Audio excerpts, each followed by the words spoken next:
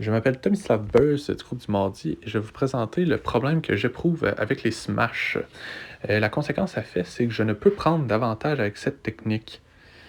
Là, je vais vous présenter dans les deux exemples la phase technique améliorée qui est la position de la raquette. Comme là, on peut voir que la raquette n'est pas tamise entre mes deux omoplates. Dans l'exemple, je le rate, mais en général, cela, qu'est-ce que ça fait? C'est que j'ai moins de puissance dans mon smash, ce qui est peut-être la cause du fait qu'ils sont pas très avantageux contre mes adversaires. Dans le second exemple, vous voyez que j'ai un très bel avantage de faire un smash pour gagner le point. Mais encore une fois, la raquette n'est pas tamise, ce qui fait que je perds le point. Pour mon objectif smart, je souhaite pouvoir rendre mon smash très avantageux pour pouvoir gagner des points contre mes adversaires. Pour le 12 décembre.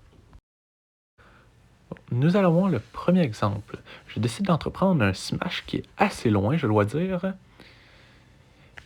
Et je prends une plus longue élan pour faire mon smash, ce qui donne plus de puissance, mais certes, il y a place encore à amélioration. Et comme on voit, le coup était très puissant, ce qui donne peu de temps de réaction à mon adversaire et je gagne le point.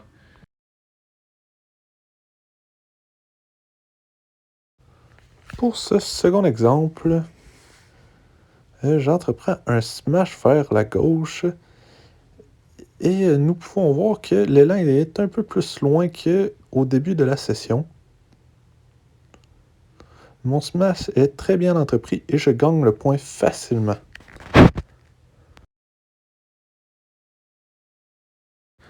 Pour mon dernier exemple, je réalise un smash lorsque mon adversaire m'offre un dégagé. J'en prends avantage et il y a encore place à amélioration sur le positionnement de mes bras. J'ai réussi à gagner le point. Et en somme, mon critère spécifique, je lui donne un 3 sur 5, car selon moi, j'ai encore une très grande amélioration à faire sur le tamis de la raquette entre les deux omoplates. Par contre, pour la trajectoire et la performance, je me donne un 5 sur 5, car j'ai pu réaliser des smashs très puissants et rapides qui ont désavantagé mon adversaire. Je me donne comme objectif SMART de poursuivre mon mouvement et mettre ma jambe en avant. Passons à mon bilan de fin de session. Pour la première question, j'ai répondu que cette étape est très importante car grâce à cette analyse de niveau personnel, nous pouvons détecter nos points à améliorer. Ensuite, pour la deuxième question, le service long est ma première technique à améliorer et elle est très importante car je peux prendre un avantage à chaque service sur mon adversaire.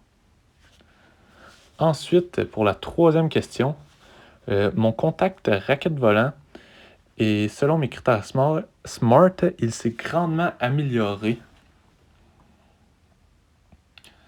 car j'ai pu prendre des avantages avec mon service et maîtriser la technique. La quatrième question maintenant.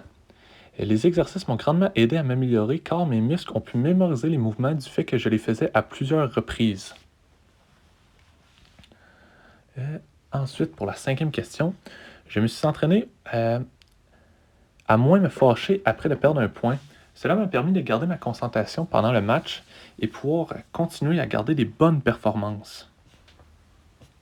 Pour la sixième question, j'aurais dû augmenter ma fréquence d'entraînement si j'aurais pu faire mon cheminement différent. Ensuite, pour la septième question, j'ai trouvé que ma technique s'est grandement améliorée. J'ai pu réaliser des smashs qui étaient très rapides et précis et qui désavantageaient globalement mon adversaire contrairement au début de session. Par contre, ma phase technique est encore à améliorer. Je n'arrivais toujours pas à mettre la raquette tamis sur mes omoplates complètement. Et finalement, je trouve que cette démarche est très séquentielle. Elle permet de réaliser tes défis en plusieurs étapes, ce qui permet à ton esprit de rester calme pendant ce processus. J'ai retenu que s'établir des objectifs était la clé à l'amélioration.